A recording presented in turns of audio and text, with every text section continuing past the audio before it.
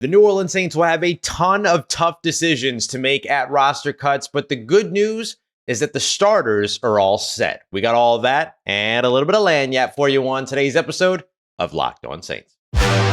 You are Locked On Saints, your daily New Orleans Saints podcast. Part of the Locked On Podcast Network, your team every day.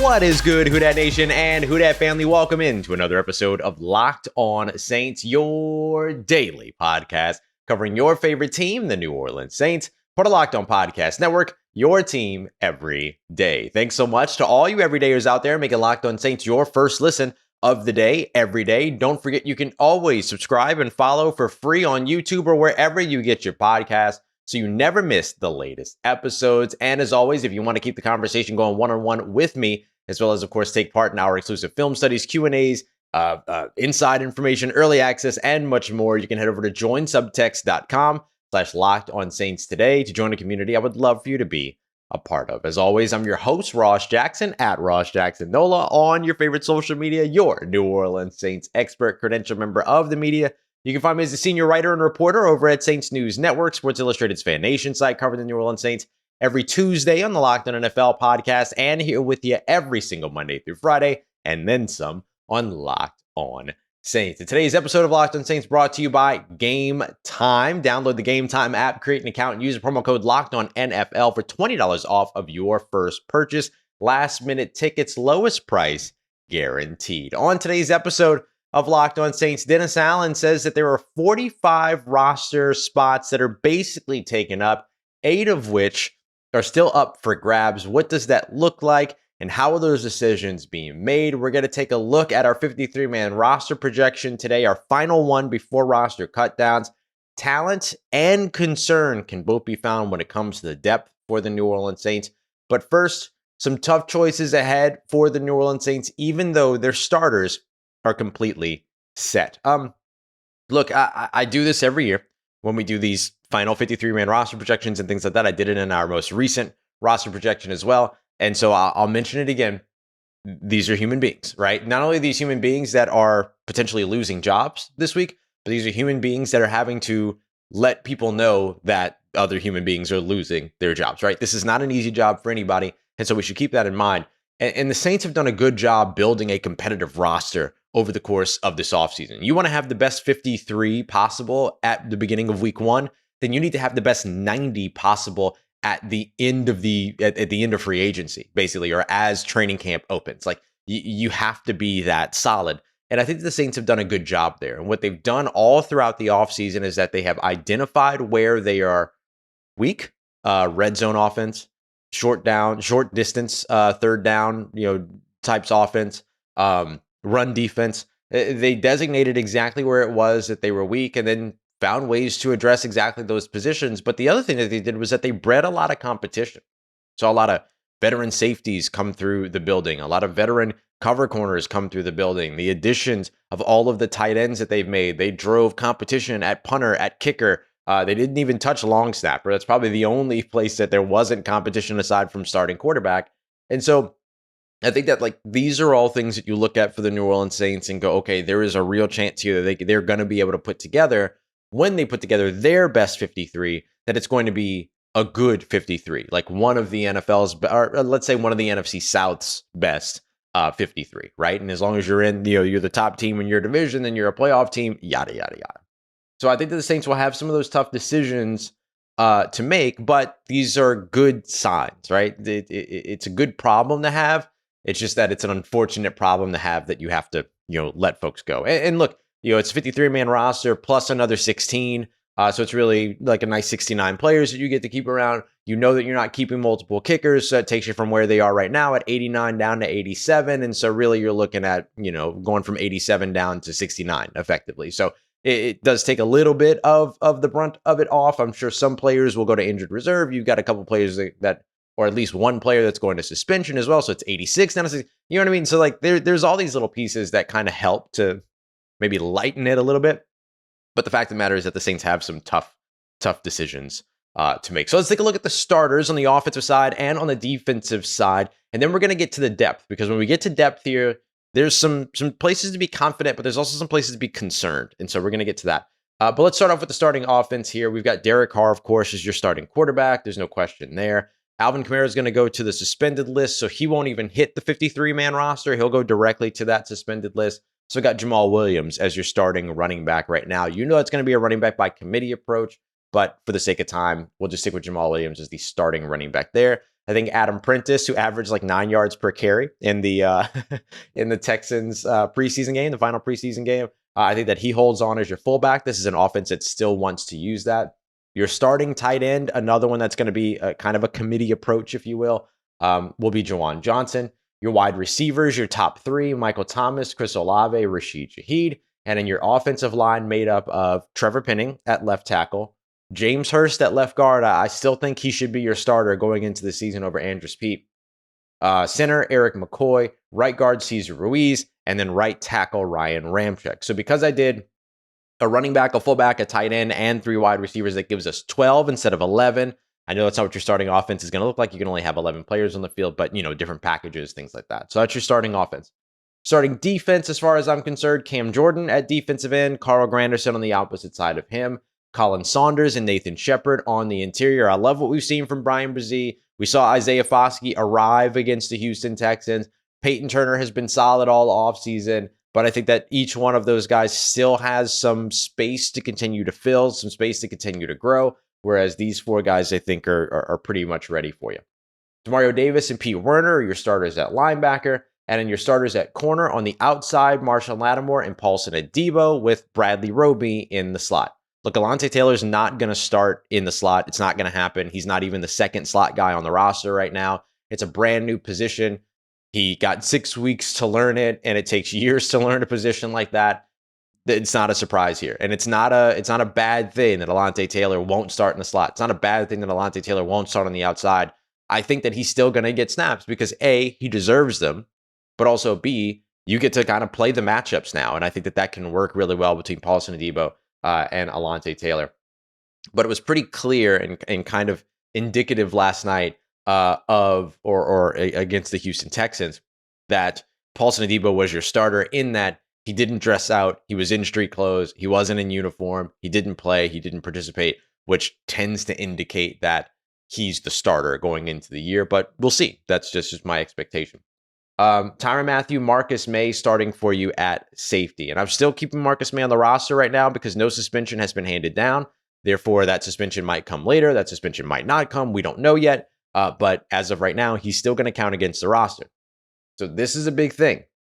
And this is maybe one of the biggest adjustments from my most recent updated 53-man roster.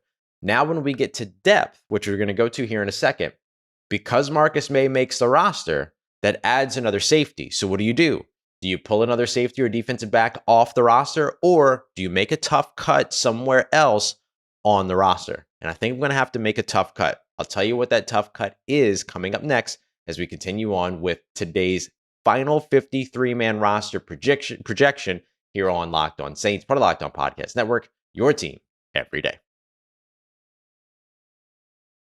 And today's episode of Locked On Saints is brought to you by Underdog Fantasy, my favorite format of fantasy football ever, best ball, and it's right there and available for you to try out with Underdog's Best Ball Mania tournament. Right now, it is the largest fantasy football contest of all time, and it just got even bigger with $15 million in total prizes already up for grabs, including an absurd $3 million going to the winner. And last year, the winner drafted their team in July, so don't wait around. You're going to want to get in on this. It's a usual snake draft, no in-season roster management, no waivers, no trades, nothing like that. Underdog instead sets your best lineup for you every week based upon who scores what. It's awesome. Visit underdogfantasy.com or find them in the App Store, and you can sign up and use the promo code LOCKEDON, LOCKEDON, so you can get your first deposit doubled up to $100. That's Underdog Fantasy promo code Locked On. All right, family, continuing on with today's episode of Locked On Saints. New Orleans Saints have some tough decisions that they'll have to make. And we're going to start off with a big one here, especially when it comes to Marcus Maye making the roster on the defensive side. So now how do you offset that additional roster spot based upon what I had estimated to be an early season suspension for Marcus Maye? Well, you have been making a decision that you don't really like making. Appreciate you as always making Locked On Saints your first listen of the day every day. Usually when I do this, I would go into the depth and offense and I would go quarterback, running back, tight end, wide receiver, do the usual convention. But I'm starting at wide receiver this time because the wide receiver that I'm keeping in terms of depth is going to be A.T. Perry. The other receiver, because I'm only going to keep 5 this time around, is Keith Kirkwood. Keith Kirkwood, A.T. Perry are effectively roster locks for you. A.T. Perry more so than Keith Kirkwood, but Keith Kirkwood dressed out last night against the Houston Texans, didn't play a snap, which indicates he's on this roster. Rashid Shaheed was back and healthy. They had him go through warm-ups, didn't play him Sunday night against the Texans, but good news there. So the numbers are there when it comes to wide receiver. But the tough cut that I have to make here is Shaq Davis. It's not because Shaq Davis didn't perform. He's looked excellent over the course of over the course of training camp, over the course of the preseason. Didn't have the biggest game against the Houston Texans, but not enough for me to say he doesn't deserve a roster spot. I just think right now, the numbers are against him. And this isn't necessarily what I would do. This is me trying to project what I think that the Saints would do. So while I wouldn't make this decision and I would try to get Shaq Davis on my roster, we ain't talking about me. We ain't talking about my roster. We're talking about the New Orleans Saints. And if you look at 2 of the 3 top decision makers when it comes to the coaching staff for this New Orleans Saints team, when it comes to making these decisions, they're defensive guys. Dennis Allen and it's Joe Woods. Now, of course, guys like Michael Parrington, Kai Harley, Mickey Loomis, Jeff Ireland, of course, they're all a part of this decision as well. But when it comes to the coaching staff, you got defensive guys, and you have a defense-forward roster. So with a guy like Marcus Maye not being suspended, which is where I bought that Shaq Davis spot to begin with in my updated 53-man roster projection, I'm hoping that Shaq Davis makes it through waivers so I can get him over on the practice squad. And every year we do this. There's no way he makes it through waivers. And like 90% of the time, the player makes it through waivers. So we'll sit around and we'll wait and we'll see if the Saints do indeed go this route. But it's a tough cut. But these are the things that the Saints are going to have to make decisions about. It ain't easy. It ain't easy. Especially when you have a roster of a lot of talent. Let's go over to quarterback now. Jameis Winston, Jake Haener. No question there. Both of these guys should be on your roster. Jake Haener makes your 53-man roster. On game day, he is your emergency third quarterback. Remember, the emergency third quarterback rule only applies to the 46-man game day roster, not the 53-man roster. So he still has to count against the 53, but on game day, he wouldn't count against against that game day roster. Then I've got at running back, Kendre Miller, and I'm still rolling with Ellis Merriweather because Ellis Merriweather's healthy. He's healthy. He had some nice moments. You would have loved to have seen him catch that pass in the flat. Just kind of throw him behind him. Had to spin around to grab it. Not a great throw by Jake Haener there. But, outside of that, you had a nice run from him. Averaged 2.9 yards per carry. Not excellent there. Running behind a second, third string offensive line. I'm very excited to see Kendre Miller and Ellis Merriweather rush behind a first-string NFL offensive line. I do think that both of them have shown you some elements of what they could do with the ball in their hands and how they could pick up that yardage. Ellis Merriweather is a great kind of, bulldozer type of short yardage back for you to be able to use, especially with Jamal Williams slimming down and being used in so many different ways, as opposed to just the short yardage spots. So I'm very excited to see what happens there. But he's got competition in terms of Darrell Williams, who's got a lot of tape, NFL tape. He's got competition in terms of Kirk Merritt, who, of course, has institutional familiarity. But he's got the health factor. He's been on the field. So right now I'm rolling with Ellis Merriweather. At tight end, Foster Moreau, who's a lock. That was easy. And then I was asked, I got to kind of make a decision here between Jimmy Graham and Lucas Kroll. And I get that Lucas Kroll gives you the blocker. I get that Jimmy Graham doesn't necessarily, but Juwan Johnson, Foster Moreau, Taysom Hill, these guys can all block, particularly Foster Moreau and Juwan Johnson. So this idea that Jimmy Graham can't make the roster because he's not a blocker doesn't really hold water for me. And he's also a willing blocker. Not the greatest, but a willing blocker. And so I'm going to give the spot to Jimmy Graham. I just think that if you look at what the New Orleans Saints have done so far this season, is that they look back at 2022 and they said, where have we been deficient? and they added players to help them there. One of the places where they were deficient last year, red zone. Red zone, red zone, red zone. So where does Jimmy Graham help you? Red zone, red zone, red zone, red zone. Like Gluteus Jimmy is. Got to get it done. So you get offensive line here.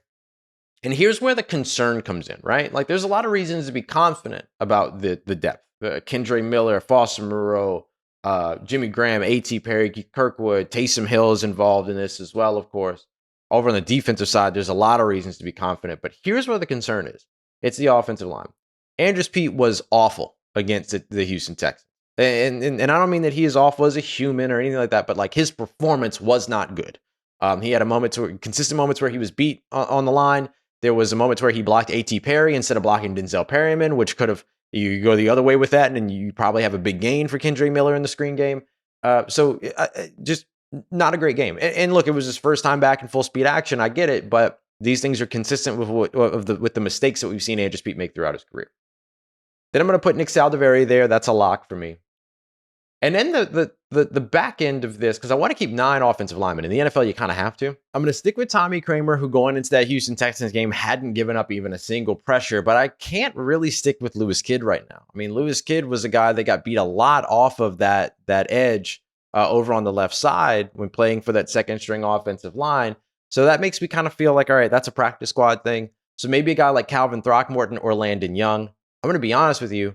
I don't know who to keep as the 9th offensive lineman. I just know that they need one. And so they might have to go to the roster cuts that are happening elsewhere in order to make that happen.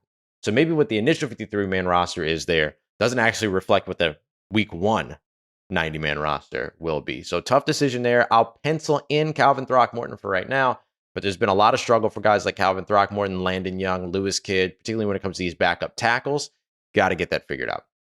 And then Taysom Hill, who's like all over your offense. That's your last depth piece over on the offensive side. That gets us 37 players. Now we're wrapping up here on the defensive side. On the defensive line, Peyton Turner and Tano Passanio are kind of your edge backups. Isaiah Foskey's in there too. What an arrival for him Sunday night against the Texans. Malcolm Roach has continuously been consistent, has continuously made plays, all that. And then Brian Brzee, who just gets better and better every time that we see him. That mans up both your edge and your interior. At linebacker, I've got Jaylon Smith and Zack Baun as the backups. We're going to come back to this position when we get to special teams. And then we're going to take a look here at corner. Your main backup corner is Alontae Taylor. And then I still have Lonnie Johnson Jr. as one of your core backup safeties, along with, of course, rookie Jordan Howden. Both of them had solid games last night against the Houston Texans in that loss. So that gets us up to 46. We've got a few spots left to fill. And I'm going to tell you which one of these guys are locks and which ones aren't as we fill out the rest of this roster. 45 locks, 8 spots up for grabs. Who gets them? We got that coming up for you next as we continue on to wrap up today's episode of Locked On Saints, part of Locked On Podcast Network, your team every day.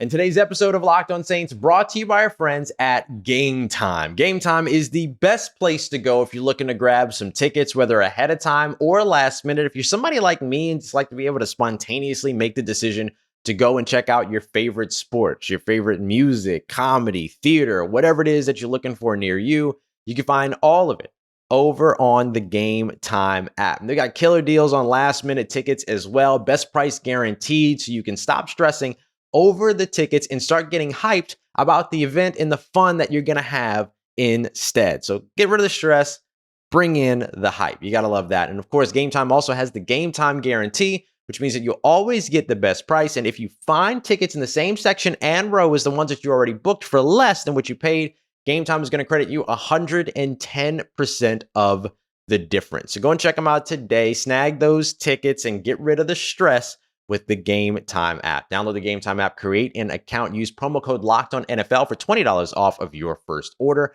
Terms apply. Again, create an account and redeem promo code LOCKEDONNFL for $20 off. Download Gametime today. Last minute tickets, lowest price guaranteed.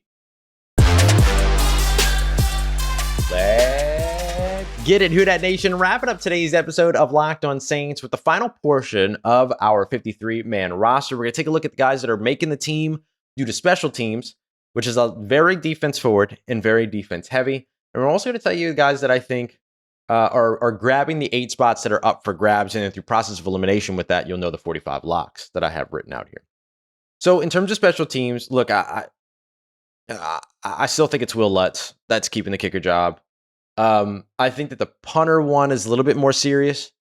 Blake Gillikin just has not been able to be consistently shanking. You've had the shank punts, all those other things. I don't want to say consistently shanking punts, but like shanking punts enough that you don't look at him as a consistent punter. So I do think that there's issues with that. But I don't know if Lou Hedley has really been able to put himself that far ahead of a Blake Gillikin. And if you're not putting yourself far ahead, if you're not really winning that battle, then Ty's probably going to go to the runner and they're going to go with the guy that they know, not the guy that they don't. And so I think I still have the usual kicker punter operation of Will Lutz, Blake Gillikin, Zack Wood. No, I'm not selecting Will Lutz because of the fact that Blake Grupe missed a 60-yard field goal. I'm selecting Will Lutz because I think that Dennis Allen and this New Orleans Saints coaching staff have shown over and over and over again that they'll go with the guy that they know. And I think that that's Will Lutz. When it comes to the special teamers that are also going to make the roster, this is where we get in safety JT Gray. Did not leave him off the list, just wanted to save him for the special teams conversation. Cornerback Isaac Yiadom, who's been a fantastic addition for this New Orleans Saints team since midseason last year when he joined. He's probably your second best gunner and your best one opposite JT Gray. Ugo Amadi also adding into the safety, but also backing up your slot. He has been your backup slot over the course of his entire training camp behind Bradley Roby. So I think that gives him a little bit of an edge there. And then here's a change for me. I used to have Ty Summers here. I'm rolling with DeMarco Jackson now. And I was close. I wanted to entertain the idea of Nick Anderson, but I do think that Nick Anderson is a practice squad guy on this team. It's just a numbers thing more than anything else. And he hasn't gotten a lot of opportunity to show what he could do against like the best competition that you're going to see in the preseason. DeMarco Jackson has. And DeMarco Jackson has shown up, especially up against the Houston Texans. I think the Houston Texans game moved the needle in the right direction for DeMarco Jackson quite a bit. His ability to be able to make tackles on special teams, as well as the good plays that we saw from him over the course of the defensive production of it all too. I just think there's a lot of reasons to like what DeMarco Jackson did. Ty Summers, we didn't see very much. And so I'm going to give the nod right now over to DeMarco Jackson. And I think that would be great for New Orleans too, because DeMarco Jackson's a guy you invested a draft pick in. You'd love to see him make this roster, and you'd love to see him stick around for a while. So, okay. Who are the 8 players that earned spots that are up for grabs? So it's a lot of the special teams guys to start with. Isaac Yiadom, Ugo Amadi, DeMarco Jackson. Those are guys that, look, they needed to come in and fight, prove that they were still going to be here. I'm pretty close to saying Isaac Yiadom was already a lock anyway, but I'll give the nod there that those 3 guys earned their role. Ugo Amadi absolutely did. DeMarco Jackson absolutely did. Isaac Yiadom did too, but I think he might have earned that role already last year. Lonnie Johnson Jr., the safety, he's another one. His big tackle on a run play early in the game where he was the last line of defense, open field tackle. He was the only one left matching up with a running back, and he made that stop. That's pretty big. We saw him almost come up with a pick as well, so he gets the PBU. We saw him come up with an interception to seal that Los Angeles Chargers game, and he's made some great plays during practice and training camp as well. So I think that Lonnie Johnson Jr. is one of those guys that earns a spot. I think technically Keith Kirkwood is that guy as well. Keith Kirkwood earned one of the open spots, so I would give him number 5 on this list. I don't think that he earned it recently. I think he earned it a while back, but he's one of those guys that was like not necessarily a lock walking in, and then maybe made himself a lock over the course of time. I'll put Ellis Merriweather in that camp as well. Ellis Merriweather, a guy that has seen a lot of competition at the bottom of that, or not at the bottom, but in the second, third team reps when it comes to running back. And I think that he's done enough to impress. And he stayed healthy. He stayed available, which is one of the reasons why like Traquan Smith isn't on this list. Because when we asked, when Brooke Kirchhofer over at New Orleans Football asked Dennis Allen about Traquan Smith Sunday after the game, he said he's still not ready. Still working his way back. Things are progressing, but he's not there yet. So it was good to see him on the sideline, but are we going to see him on the field? Availability has got to be a little bit of a question mark there. And then when it comes to the depth over the offensive line, that gives us a 6. And then to wrap this up would be the depth on the offensive line. Me throwing in Tommy Kramer and Calvin Throckmorton to an extent is because I don't know what else to do. Like there are no other options. And so that's a really, really tough one for New Orleans. I think Tommy Kramer, the thing that's nice about him is that he's played well at guard and he gives you center depth to where you don't necessarily have to move Cesar Ruiz over. You could throw Kramer in as a center. Not that I would be in a hurry to do that, but you can do that. And then that ninth offensive line spot, Landon Young, Calvin Throckmorton, Lewis Kidd, whomever it's going to be, maybe somebody that's not even in the building at the moment, whoever that's going to be, that's obviously not a lock. And so maybe some of the surprise locks for you that I have on my list, Jimmy Graham, I think he is. Zack Baun. Zack Baun to me is a lock because they don't have any other strong side linebackers. They just don't. I mean, you look at the rest of this list of the linebacker room, Demario Davis, Pete Werner, that's your Mike, that's your Will. Jalen Smith plays a lot of Mike, plays a lot of Will. Zack Baun is your strong side guy. DeMarco Jackson is your Mike / Will. Not really any strong side guys. Well, except that DeMarco Jackson did play a lot of strong side when he was a lot of on ball when he was in college. So he would probably be the immediate backup behind Zack Baun in that case, while Jalen Smith backs up the off ball guys. But in terms of who's played strong side linebacker in your system all training camp, it's only Zack Baun. It's really only Zack Baun in terms of guys that have done it with the first team. Every other lock that I have are guys that are either proven veterans or drafted rookies. And so I think that's where we are. Ellis Merriweather being the only undrafted free agent making the roster maybe feels a little crazy just based upon the Saints track record when it comes to UDFAs, but that's where we are this year. The New Orleans Saints roster is populated. I'm not going to say stacked. I'm not going to say loaded. Still got some big question marks, particularly in the offensive line and in the trenches, or on the offensive trenches. But it's populated. There's a lot of talent in a lot of spots. So it's a good problem to have. But the New Orleans Saints have some tough decisions coming up, and we're going to help you keep track of all of those tough decisions as they get started. Will the Saints wait until Tuesday to start making those cuts? Will they start making cuts today? No matter what, we'll have you updated more and more on tomorrow's episode of Locked On Saints and beyond throughout the rest of the week. So make sure you're coming back for that as an everydayer. I know you're going to anyway. I appreciate you as always, making Locked On Saints your first listen of the day, every day. And of course, I thank you very, very much for making Locked On Saints a part of your day, part of your routine, for saying yes to me and the show. As always, if you see me, say hi. And if you need anything else around your New Orleans Saints in between these episodes, make sure you follow me on Twitter at Ross Jackson, NOLA. Hit me up. Let me know how the family's doing. Let me know how you're living. Let me know how you're momming them. And trust you, that nation. I'll holla at you.